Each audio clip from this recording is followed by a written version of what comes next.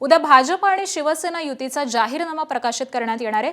दुपारी 12 वाजता मुख्यमंत्री फडणवीस आणि उपमुख्यमंत्री शिंदेंच्या उपस्थितीत हा जाहीरनामा प्रकाशित केला जाणार आहे। यामध्ये मराठीच्या मुद्द्यावरती अधिक फोकस असणार आहे, तर मुंबईमध्ये सेना भाजपने केलेल्या विकास कामांचा या जाहीरनाम्यामध्ये समावेश असणार आहे। तर पुढील 5 वर्षांमध्ये मुंबईत कोणती कामं करण्यात येणार याचा रोडमॅप देखील या जाहीरनाम्यामध्ये असणार आहे। दरम्यान हा जाहीरनामा प्रकाशित करताना ठाकरेंच्या आरोपांना देखील मुख्यमंत्री आणि उपमुख्यमंत्री उत्तर देणार आहेत।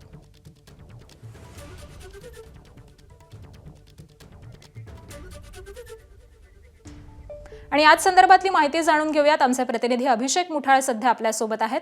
अभिषेक, खरं तर ठाकरे बंधूंचा त्याबरोबरच काँग्रेसचा जाहीरनामा आल्यानंतर लक्ष होतं ते म्हणजे महायुतीच्या जाहीरनाम्यामध्ये नेमकं काय असणार आहे, त्यामुळे कोणते महत्त्वाचे मुद्दे या जाहीरनाम्यात दिसू शकतात आणि मुंबईकरांसाठी काय खास असणार आहे? नक्कीच मुंबईच्या दृष्टीने पाहायचं तर अतिशय महत्त्वाचा असा हा जाहीरनामा आपल्याला म्हणावा लागणार आहे।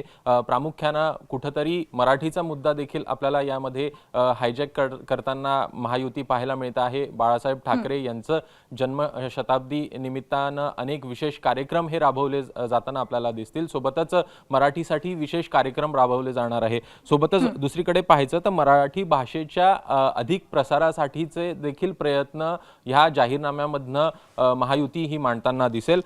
सोबतच मुंबईकरांची तहान भागवण्यासाठी जे महत्त्वाचं असलेलं गारगाई धरण आहे ते पुढच्या 5 वर्षांमध्ये पूर्ण करणार अशा प्रकारचं देखील आश्वासन हे महायुती आपल्याला उद्याच्या जाहीरनाम्यामध्ये देताना पाहायला मिळणार आहे।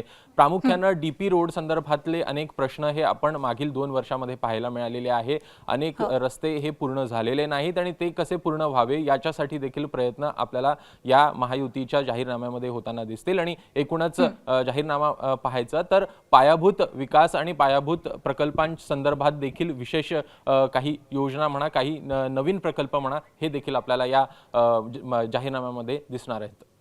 नक्कीच, त्यामुळे उद्याच्या या जाहीरनाम्याकडे लक्ष असेल। अपडेट जाणून घेऊ। तुर्तास धन्यवाद या माहितीसाठी। एबीपी माझा, उघडा डोळे बघा नीट।